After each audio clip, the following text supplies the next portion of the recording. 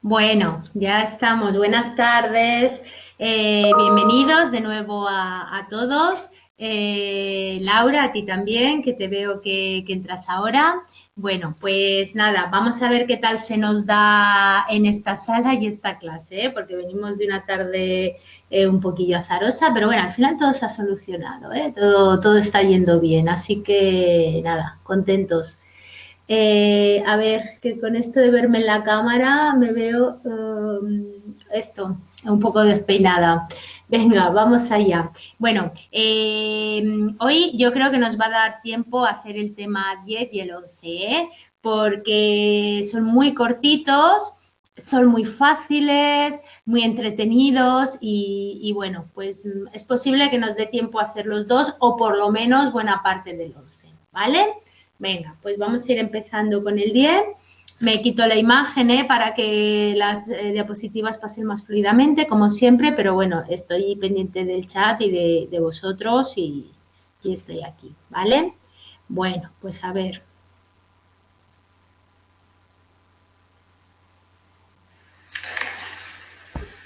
Bien, el tema 10, la influencia de la herencia y el ambiente en la diversidad psicológica humana. Y empezaríamos con el punto 1, la polémica cuestión herencia-ambiente. ¿Cuánto se ha hablado de esto? Y bueno, ¿cuánto se sigue hablando? Aunque bueno, yo creo que actualmente ya todo el mundo tiene claro, ¿no? que nos movemos en un paradigma interaccionista, ¿no? Que está muy claro que ambas cosas influyen y se relacionan entre sí, bueno, y más allá, ¿no? Y con el descubrimiento de la epigenética, pues la interacción se redobla, ¿no? Digamos, de alguna manera. Bueno, en este punto lo que vamos a hacer es un breve recorrido por el siglo XX, ¿de acuerdo? Entonces, bueno, a principios del siglo XX tenemos la referencia de Galton, el famoso Galton, que ya hemos hablado mucho de él, que realizó los primeros estudios de familias, estudios genealógicos con los gemelos, ¿verdad? Y bueno, pues nos habló de la selección humana, de la mejora de la raza. Y de estos estudios pues se llegó a acuñar el término eugenesia, que viene a ser pues el intento de mejorar los rasgos hereditarios humanos mediante diversas formas de intervención manipulada y métodos selectivos de humanos, ¿verdad? Y bueno, a principios del siglo XX, las primeras décadas, bueno, pues la inteligencia ya se empieza a considerar una característica hereditaria y bueno, aquí destaca la figura de Terman, cuya aportación, bueno, una de sus aportaciones era relacionar la deficiencia mental con el vicio y la delincuencia. Aunque, bueno, también había detractores, ¿no? de esta teoría de que la inteligencia fuera innata e inmutable, ¿no? Sobre todo a partir del auge de la psicología conductista, ¿no? y de los años 20, ya que, bueno, precisamente eran estos los conductistas los que decían que, bueno, que los bebés eran como hojas en blanco, ¿no? Donde uno podía escribir toda la historia, ¿no? Es decir, que todo era aprendizaje y que todo se podía llegar a adquirir con la práctica, ¿no? Con lo cual, pues el concepto de que la inteligencia fuera inmutable no se concebía. Y bueno, pues ahí ya se empieza un poco a fraguar la polémica hasta los años 80, ¿no? Entre hereditario, ¿no? Herencia y ambiente o medio, ¿no? Del coeficiente intelectual. Y bueno, pues se empezaron a decantar más por perdón, a decantar más por la hipótesis ambientalista. También hay que nombrar, importante, hacia los años 60 por la aparición de una nueva disciplina que era la genética de la conducta, ¿no? Cuyo objetivo era pues dilucidar la influencia hereditaria, ¿no? de estos aspectos psicológicos o conductuales, ¿no? con investigaciones con una buena base empírica. Y bueno, pues podemos decir que ya a finales de siglo, pues la creencia, ¿no? de que la genética tenía un papel muy importante en la determinación de las diferencias individuales, pues cada vez coge más fuerza, sin menospreciar pues las argumentaciones ambientales, ¿no? Entonces, bueno, pues como decimos, finalmente pues lo que se impuso fueron estos modelos interactivos, ¿no? Y este paradigma interaccionista.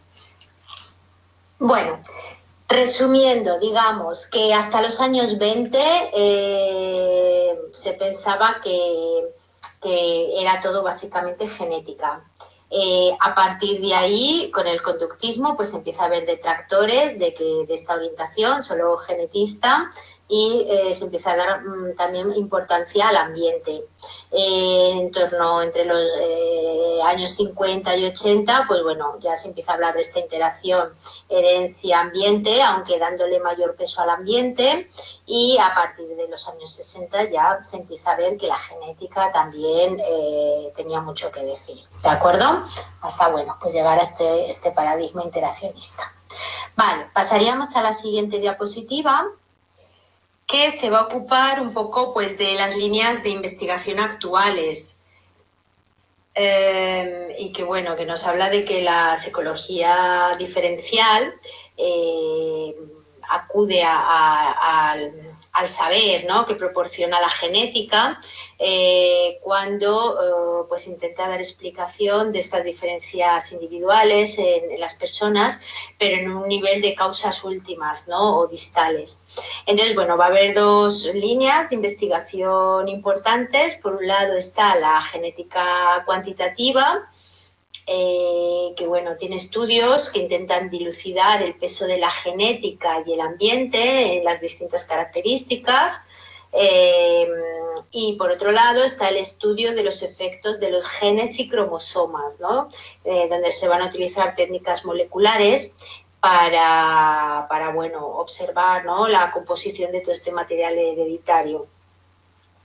Y bueno, digamos que ahora lo que se va buscando es el cómo actúan los genes, ¿no? para producir estas diferencias individuales. Fijaos qué interesante esto, ¿verdad? Bueno, entonces, el primer apartado nos hablaría de las estrategias cuantitativas dirigidas a dilucidar el peso de la herencia y el ambiente. Y aquí, bueno, pues vamos a ver que hay tres tipos de estudios. Estaría, por un lado, la genética de las poblaciones, la genética cuantitativa y la genética de la conducta. La genética de poblaciones pues, pretende determinar para cada rasgo la existencia de un gen concreto y dilucidar las reglas y los efectos que tiene en una población de individuos la herencia monogenética.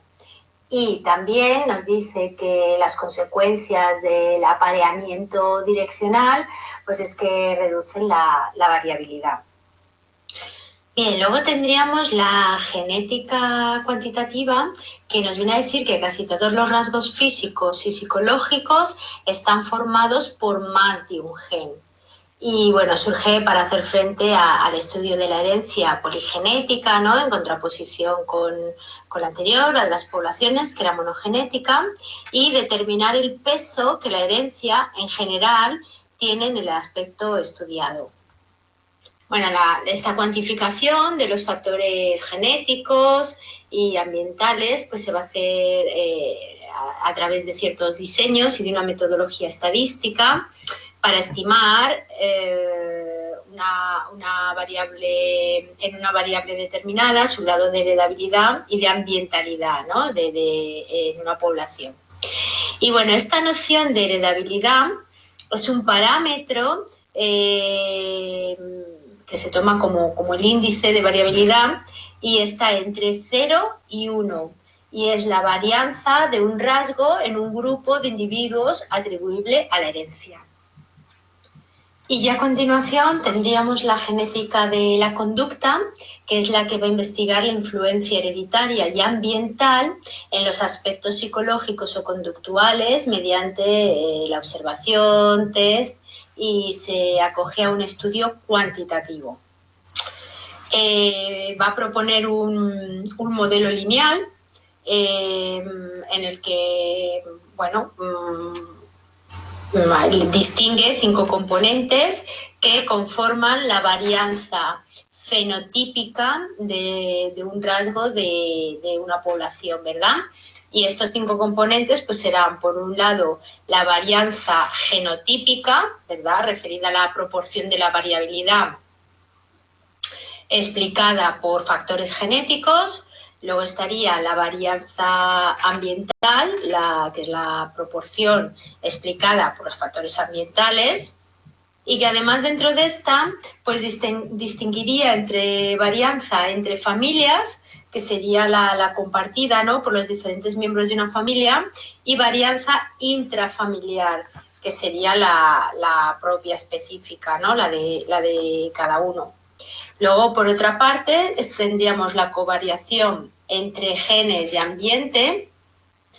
Y dentro de esta covariación vamos a ver que se puede dar de una manera pasiva, ¿no?, como cuando los padres transmiten a los hijos tanto el genotipo, ¿no?, como el ambiente, ¿no?, que crean, como reactiva, cuando ese genotipo genera en el ambiente una reacción que se hace favorable, ¿no?, al desarrollo de ese rasgo, o activa, cuando directamente el sujeto pues busca el ambiente apropiado, ¿no?, que le favorece.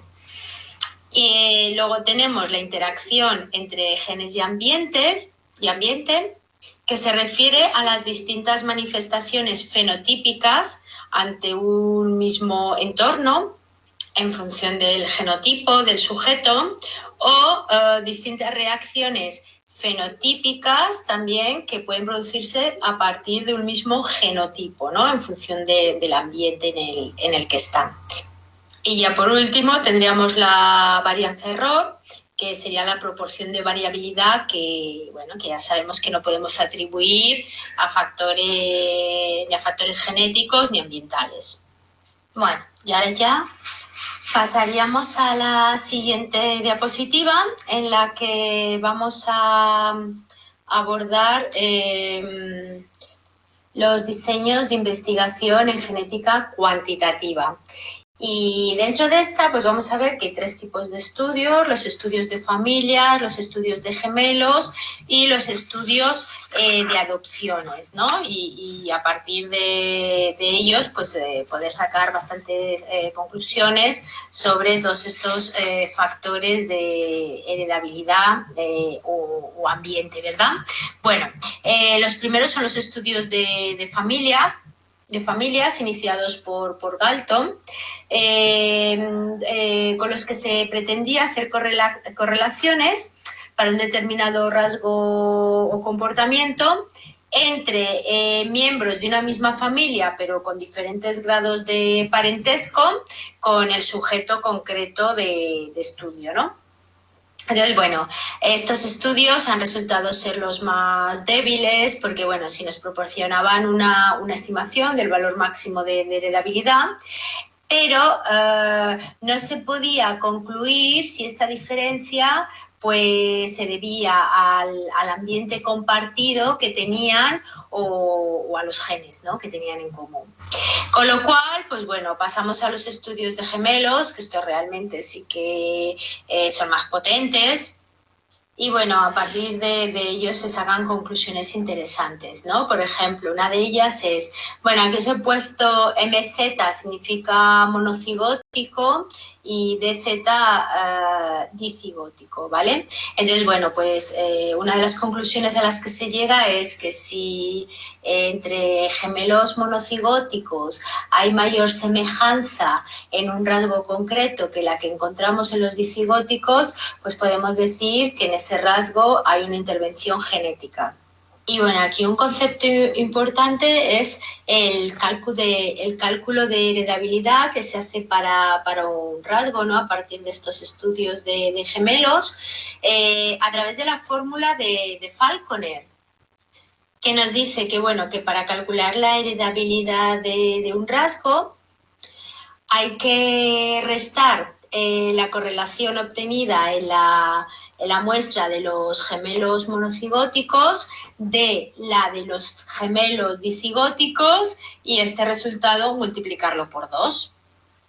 Bueno, aquí os he puesto la idea principal de estos dos cuadros que os entran, ¿no? Por una parte el cuadro 10.2, que dice que los gemelos monocigóticos se asemejan más en dominancia, sociabilidad, responsabilidad y autocontrol, y que la heredabilidad para estas variables pues rondaba el 50%.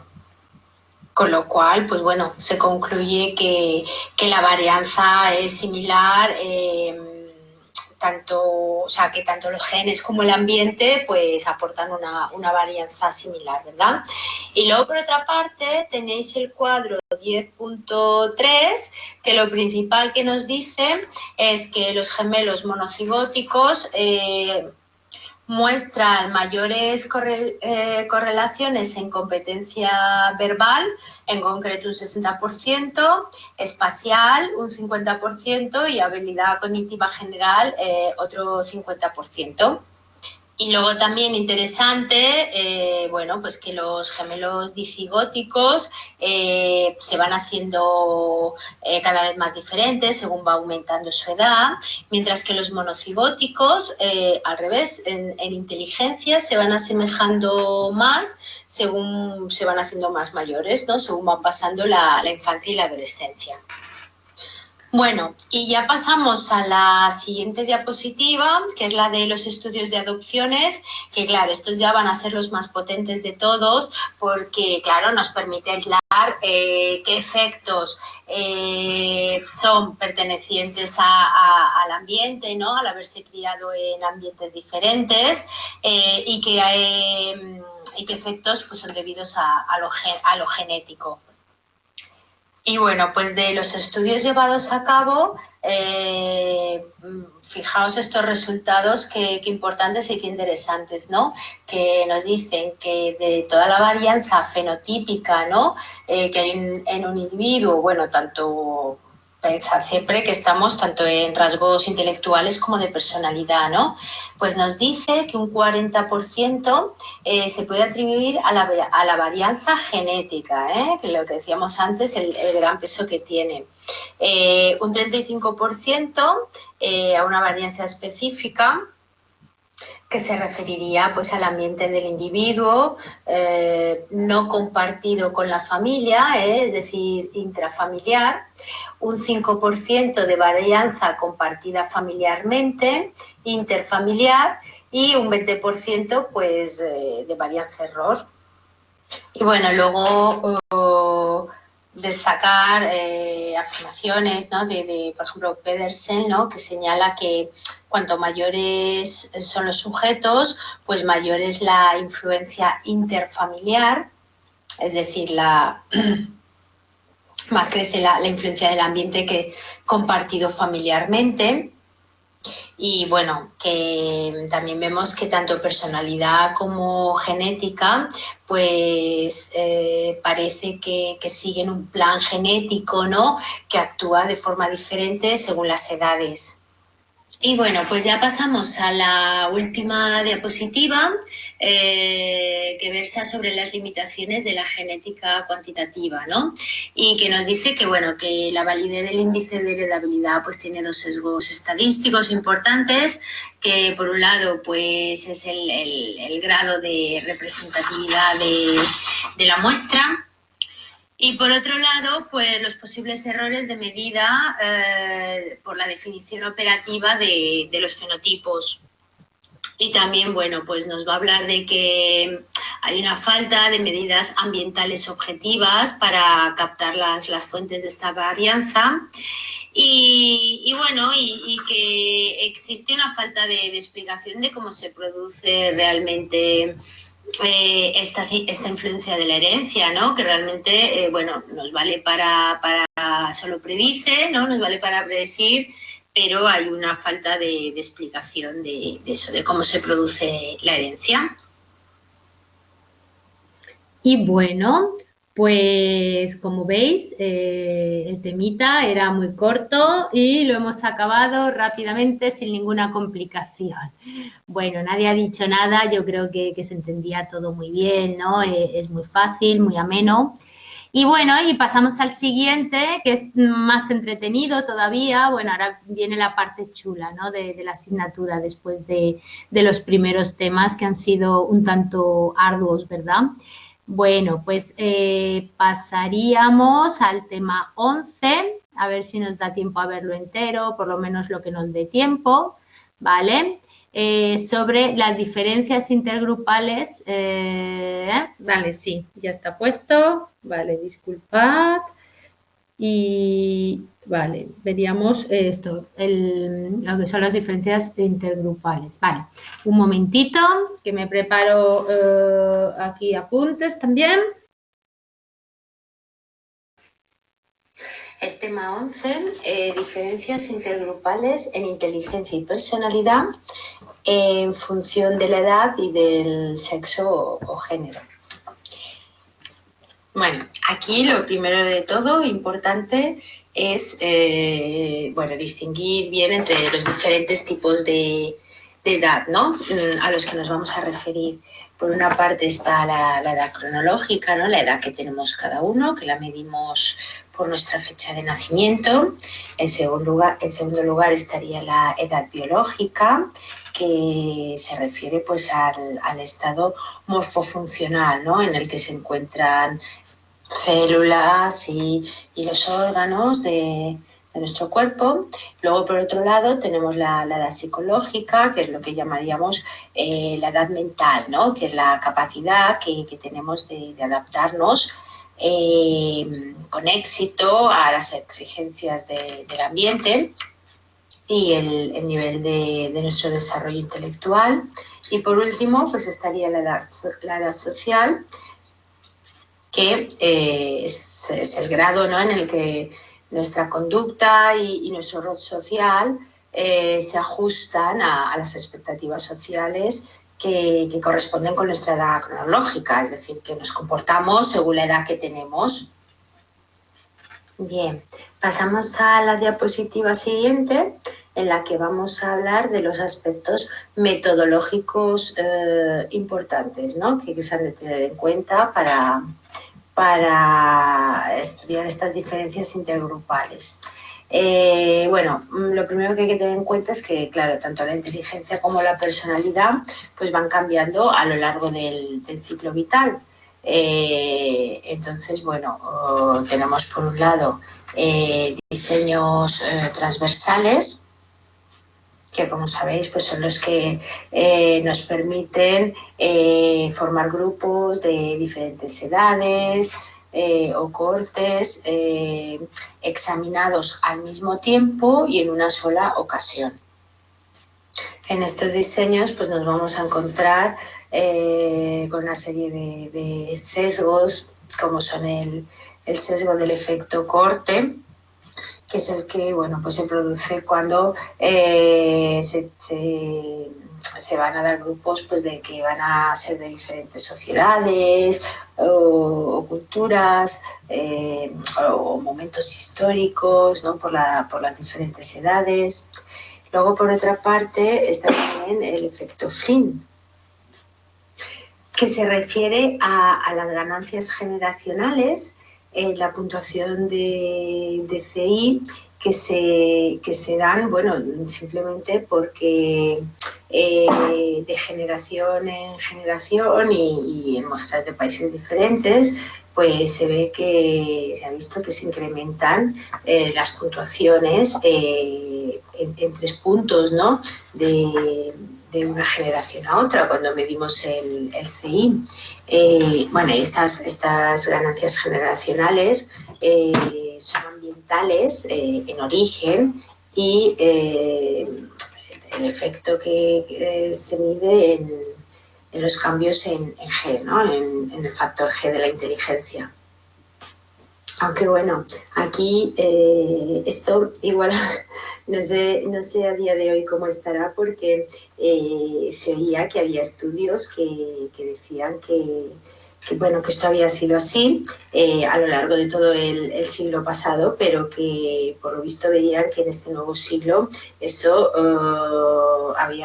se había parado e incluso revertido, ¿no?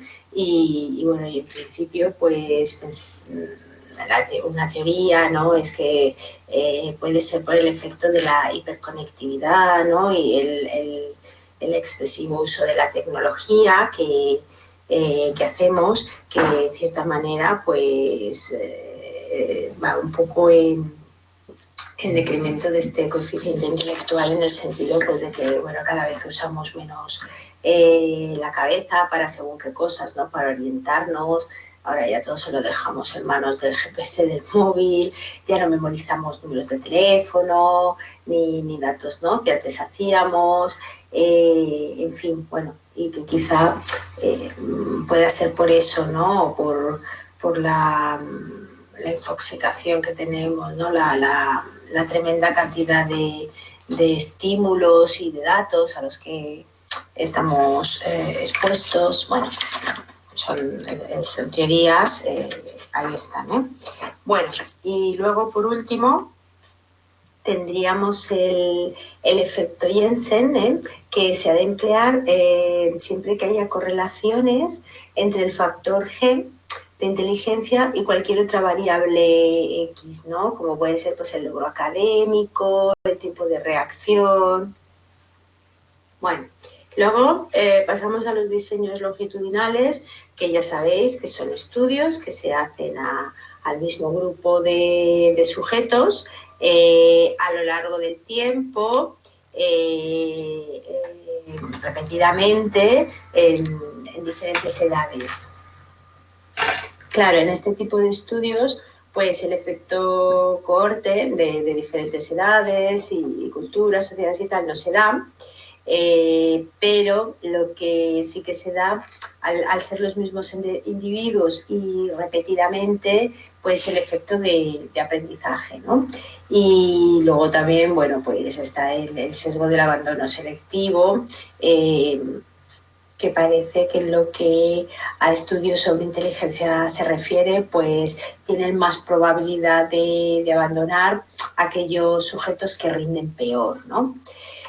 Bueno, y luego ya tendríamos los diseños longitudinales transversales, ¿no? Que aunan a los dos anteriores y que, bueno, que serían en 2 o más grupos de distintas edades a lo largo del tiempo y a la vez comparados entre sí, ¿no? Bueno, ya os imagináis que son los más costosos y complicados. Bueno, pasamos a la diapositiva siguiente. Y vamos a ver los tipos de estabilidad aplicables al estudio de la inteligencia y de la personalidad. Bueno, aquí tenemos 2 autores, Caspi y Roberts, que nos describen 5 tipos diferentes de estabilidad a lo largo de todo el ciclo vital. Entonces, bueno, por un lado tendríamos la estabilidad absoluta, ¿verdad? Que es la constancia en la cantidad de un atributo o conducta examinada mediante comparaciones longitudinales de medidas grupales, es decir, y se realiza un análisis de varianza de medidas repetidas. Por otro lado, tendríamos la estabilidad diferencial, ¿no? Que es la consistencia de estas diferencias individuales dentro de una muestra a lo largo del tiempo. Y bueno, permite conocer el lugar relativo de un individuo dentro de un grupo, ¿no? Mediante test-retest. Por otro lado estaría la estabilidad estructural, que se refiere a la persistencia de los patrones correlacionales entre un conjunto de variables a lo largo del tiempo. Es decir, bueno, evalúa si la estructura de la inteligencia y la personalidad varían o no a lo largo del tiempo.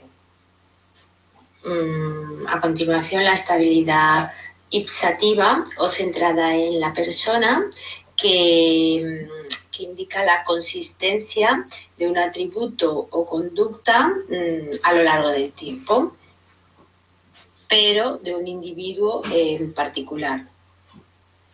Y aquí se va a hacer uso de la técnica Q-sort. Y luego, por último, está la coherencia, ¿no? Que es la consistencia de un constructo o atributo intelectual subyacente a lo largo del tiempo, a pesar de los cambios en las conductas observables. Es decir, sería la estabilidad genotípica a pesar de la inestabilidad fenotípica. Y ahora pasamos ya a la diapositiva siguiente. Y bueno, pues ya vamos a ver cuáles son después de todos estos estudios, qué diferencias son las que se encuentran entre los diferentes grupos intergrupales en cuanto a inteligencia, ¿no? En función de la edad. Y bueno, pues vemos que los psicólogos diferencialistas, pues lo que han intentado principalmente es determinar si la inteligencia era estable a lo largo de la vida de las personas o, sin embargo, si va cambiando, estudiar la evolución de las diferentes capacidades intelectuales también a lo largo del ciclo vital, y conocer si la estructura de la inteligencia también, la parte estructural, pues se mantiene en el tiempo. Y bueno, pues vemos que la estabilidad de la inteligencia a lo largo del tiempo pues se infiere básicamente a partir de la fiabilidad del test-retest. Es decir, de la correlación, ¿no?, que se obtiene cuando se administra el mismo test o dos pruebas paralelas a los mismos sujetos con un intervalo temporal de meses o años. Y bueno, pues hay que partir de la base de que estudiar este fenómeno, ¿no?, de la estabilidad de la inteligencia, pues no es fácil, porque bueno, pues la naturaleza de la inteligencia puede ir cambiando a lo largo del tiempo a causa de la maduración, ¿no?, que se puede dar por la interacción del individuo con su ambiente. Pero bueno, se ha observado que cuanto más grande es el intervalo que hay entre la aplicación del test-retest, pues menor correlación existe entre este test-retest. Bueno, y luego también hay que tener en cuenta que la noción de estabilidad puede variar, ¿no?, dependiendo de cómo se defina. Pero bueno, parece ser que aun teniendo en cuenta todas estas dificultades, pues parece que hay una cierta evidencia, ¿no?, acerca de la estabilidad psicométrica de la inteligencia. Y bueno, es estable entonces a lo largo del ciclo vital, con lo que, bueno, pues se puede afirmar que la inteligencia de un niño pues puede predecir en gran medida el rendimiento intelectual que va a tener a lo largo de su vida adulta y de la vejez. Y bueno, aquí destacar un estudio de Theory, que lo he puesto aquí entre paréntesis, bueno, un estudio muy importante, longitudinal, que se hizo a los 11 y a los 77 años, ¿no?, viendo que había una correlación entre el test y el retest de un 0,63, ¿no?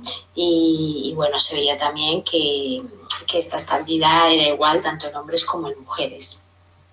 Bien, pasaríamos al siguiente cuadro, la estructura de la inteligencia a lo largo del ciclo vital. Y bueno, pues aquí tendríamos la hipótesis de la diferenciación, que nos dice, bueno, que existe un proceso de cambio en esta estructura desde la infancia hasta la vejez, y que conforme la persona se va desarrollando, pues también el número de sus capacidades cognitivas aumenta. Pero nos habla de que la estructura jerárquica se mantiene invariante, ¿no? Es decir, que a los primeros meses de vida, pues la inteligencia tiene un patrón de desarrollo bastante dinámico, pero bueno, a partir de los 6 años, pues ya la estructura de las aptitudes tiende a consolidarse.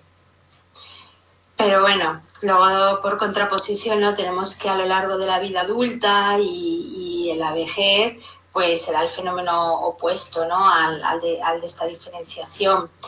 Entonces, bueno, concluimos que la estructura jerárquica de la inteligencia pues se mantiene invariante en sus 3 estratos, el factor G, y en las aptitudes amplias y aptitudes específicas. Bueno, tenemos también la teoría de la inversión de Cattell, ¿no? Que dice que la inteligencia general, presente en las primeras etapas de la vida, pues invierte en experiencias de aprendizaje para dar lugar a la inteligencia cristalizada. Y luego, por otro lado, está la hipótesis de la indiferenciación, que dice que, bueno, que ni la varianza explicada por el factor G o las principales capacidades cognitivas, ni el número de factores aptitudinales, pues que cambian a lo largo del ciclo vital. Y bueno, ya por último, lo que respecta a las capacidades intelectuales y el ciclo vital, ¿no? La inteligencia fluida y cristalizada. Bueno, pues las más estudiadas han sido estas dos, la fluida y la cristalizada. Las capacidades cognitivas fluidas o mecánicas, como el razonamiento, la orientación espacial, la velocidad perceptiva, pues se incrementan hasta los 20, 30 o incluso 40 años. Después, y a partir de esta edad, pues nos hablan de que hay un lento declive ya incrementado en la vejez. Por otro lado, las capacidades cognitivas cristalizadas o pragmáticas, ¿no? Verbal y numérica, pues nos dice que no solo permanecen estables a lo largo del ciclo vital, sino que incluso pueden incrementarse hasta los 60 o 70 años, ¿no? Y que, bueno, que comienzan a declinar solo cuando una persona pues es ya muy anciana. Bueno, en la siguiente diapositiva, bueno, os he hecho un pequeño resumen de las conclusiones de Horn, ¿no? Que decía que, bueno, que la inteligencia fluida pues tiene cierto declive en la vejez, ¿no? Por el deterioro de las estructuras cerebrales, a la vez que la velocidad de procesamiento, ¿no? Aquí GS, y el procesamiento visual, GV, y la memoria a corto plazo, pues son más vulnerables porque también se ven afectadas muy negativamente por la edad, mientras que la inteligencia cristalizada y la memoria a largo plazo pues son más sostenibles, ¿no? Porque se encuentran más estables o incluso aumentando con la edad. Bueno, esto se ve claramente, ¿no? La gente mayor, lo que le empieza a fallar más es la memoria a corto plazo, ¿no? El ir afianzando y recordando los nuevos conceptos o incluso lo que decimos, ¿no? Ya no me acuerdo de lo que hice ayer, pero que se acuerdan perfectamente de todo lo de hace años, ¿no? Entonces, bueno, pues digamos que empieza más a fallar por ahí, ¿no? En la retención a corto plazo. Y bueno, también hay que tener en cuenta, ¿no? Que estos déficits intelectuales en estas edades avanzadas, pues también se pueden deber al declive patológico, ¿no? de del sistema nervioso central, ¿no? Bueno, a procesos biológicos, involutivos o también a trastornos físicos, ¿no? Bueno, con esto pasaríamos a la siguiente diapositiva, las diferencias intergrupales en cuanto a personalidad en función de la edad. Bueno, y aquí importante que según el modelo de rasgo, la personalidad está conformada por rasgos muy estables, difícilmente transformables y a su vez formados por componentes más simples, que estos sí que son más susceptibles de cambio. Y bueno, estos cambios se pueden dar tanto por influencias genéticas como ambientales y también por transacciones persona-ambiente, ¿no? Tanto reactivas, evocativas y proactivas. ¿Con esto qué nos referimos? Bueno, estas transacciones o interacciones, ¿no?, de la persona con el ambiente, decimos que son reactivas cuando hay diferentes individuos que están expuestos a las mismas experiencias ambientales, pues van a reaccionar de manera diferente. O las transacciones evocativas, que es cuando la personalidad evoca diferentes respuestas en los demás, ¿vale? Y las proactivas, cuando los individuos seleccionan o crean ambientes propios, ¿de acuerdo? Bueno, y aquí, pues, en estos estudios, pues claro, lo que más nos interesa saber y conocer es lo que nos planteamos siempre, ¿no? Las personas pueden cambiar, llegan a cambiar, en qué medida, la cabra tira al monte, ¿no? Es decir, que siempre hay algo como en nosotros, ¿no? Muy de base que no se modifica. Bueno, sí, básicamente si la personalidad, ¿no?, puede cambiar a lo largo del ciclo vital o se mantiene estable, qué sucesos, ¿no?, pueden hacer que la cambien. Y bueno, pues hay algunos teóricos que entienden que a partir de los 25 años pues la personalidad del individuo es ya muy estable, ¿no? Y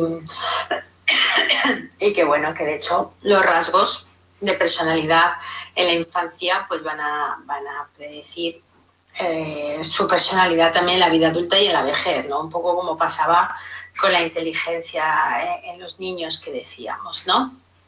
Bueno, entonces vamos a distinguir entre estabilidad absoluta y estabilidad diferencial. Bueno, la estabilidad absoluta se centra en el estudio de los niveles medios de uno o varios rasgos comparando diferentes grupos de edad o siguiendo el mismo grupo en diferentes momentos, es decir, de un modo transversal o longitudinal. Mientras que la estabilidad diferencial o relativa pues analiza si la posición relativa que ocupan los sujetos dentro de la distribución de un rasgo determinado pues va a cambiar o si se mantiene estable a lo largo del tiempo. Y bueno, para esto ahora yo remito a la tabla 11.1 que tenéis en la página 572, que bueno, pues resume muy bien el objetivo de estudio de cada una de las dos, el tipo de diseño que se va a utilizar, los procedimientos, los requisitos y bueno, el análisis de datos predominante, ¿no? Bueno, este cuadro es importante, así que miradlo bien y nada, pasaríamos entonces nosotros a la siguiente diapositiva, en la que recojo un poco pues, las principales consideraciones, ¿no? O conclusiones a las que se han llegado, ¿no?, con todos estos estudios. Entonces, bueno, pues una de ellas importante es que hay en general una muy alta estabilidad de los rasgos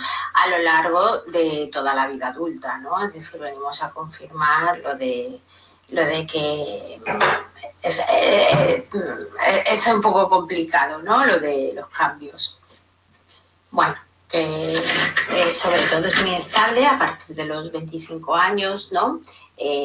Bueno, lo que decían estos teóricos, ¿no? Que el niño es el padre del hombre, ¿no? Es decir, que básicamente pues todo lo que tenemos en estas edades de niños pues nos van a determinar y vamos a ver claramente cómo va a ser el adulto, ¿no? Y luego pues tenemos los estudios de Coste-McGrath que nos concluyen en que los rasgos de personalidad pues son muy estables a partir de los 30 años, ¿no? Y que van a determinar en gran medida el bienestar psicológico de la persona. Bueno, y hablan de que los 5 superfactores de personalidad, ¿no? Los Big Five, que ya los estudiamos en otro tema, dice bueno, que son las tendencias básicas con base biológica también, y que también están influidos por los procesos madurativos intrínsecos, ¿no? del ser humano. Entonces, bueno, pues ellos observan en términos generales que de los 18 a los 30 años pues hay un cierto descenso en los rasgos de neuroticismo, extraversión y apertura, mientras que hay aumento de la afabilidad y la voluntad. Mientras que a partir de los 30 años pues se observa que ya hay la misma tendencia, ¿no? Los rasgos ya se quedan como están, ¿no? Más inamovibles. Y bueno, y hay que apuntar, aunque bueno, no está puesto en la diapositiva, ¿no? Bueno, el hecho de que curioso, ¿no? Que se observen idénticos patrones de estas diferencias individuales de edad en los rasgos de personalidad en diferentes culturas, ¿no? Y bueno, McGrath pues dice que bueno, que esto se puede ver por las diferencias de edad de los efectos de cohorte, ¿no? Que bueno, que reflejan la influencia de las fuerzas históricas comunes, ¿no? En todas las culturas, que también pues, las sociedades desarrollan instituciones paralelas espontáneamente, ¿no? que de alguna manera pues, alientan esta tendencia en el desarrollo de la personalidad, y también por la progresión natural del desarrollo de la personalidad, ¿no? que parece que hay una interpretación de los rasgos como tendencias endógenas básicas.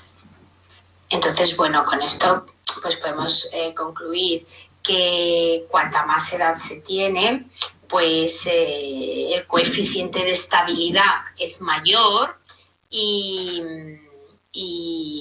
cuanto mayores son los intervalos, ¿no? de las edades que medimos, pues menor es el coeficiente de estabilidad.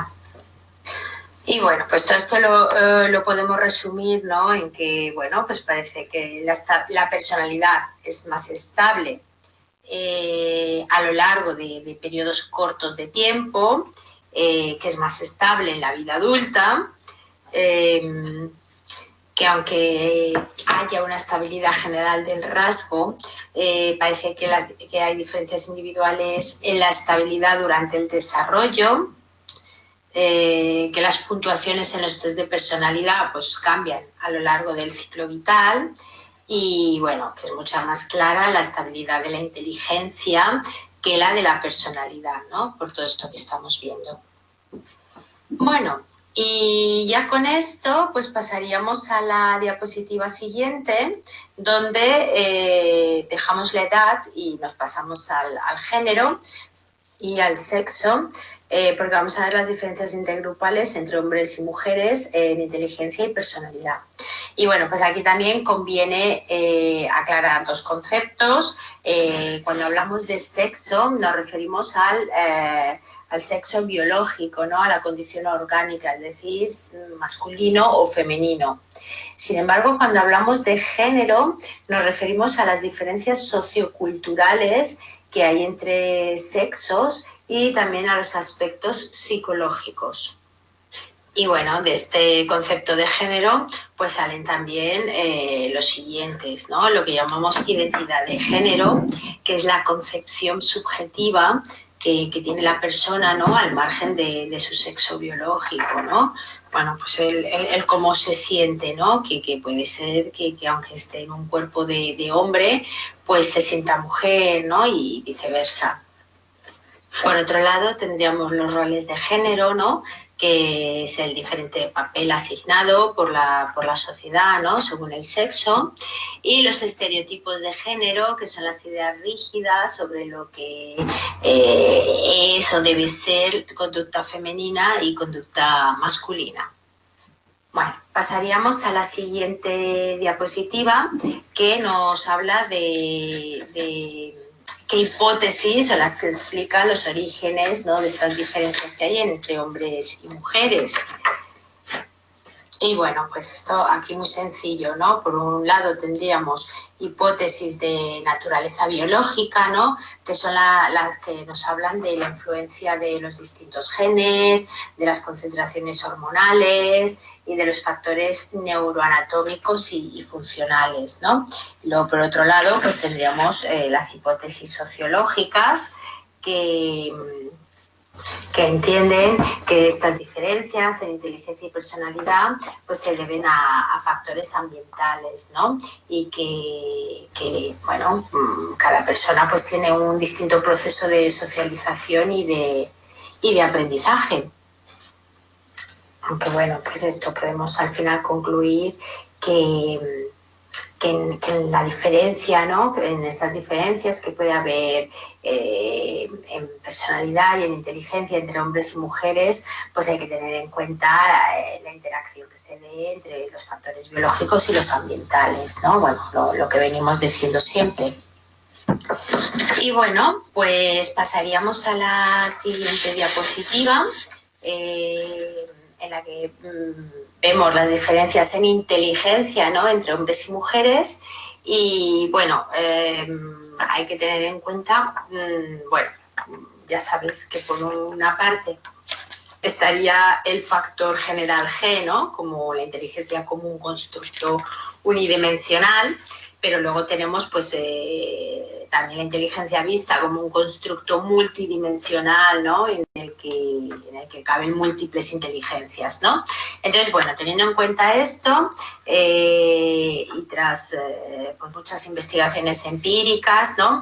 Pues finalmente se puede concluir en que no hay diferencias en cuanto a inteligencia general, no hay diferencias en cuanto a la capacidad matemática, tampoco en inteligencia verbal, aunque sí que se observa que hay mayor capacidad de producción de palabras en las mujeres, y tampoco hay diferencias en visualización espacial, pero sí que hay una mayor puntuación para hombres en rotación mental y percepción espacial.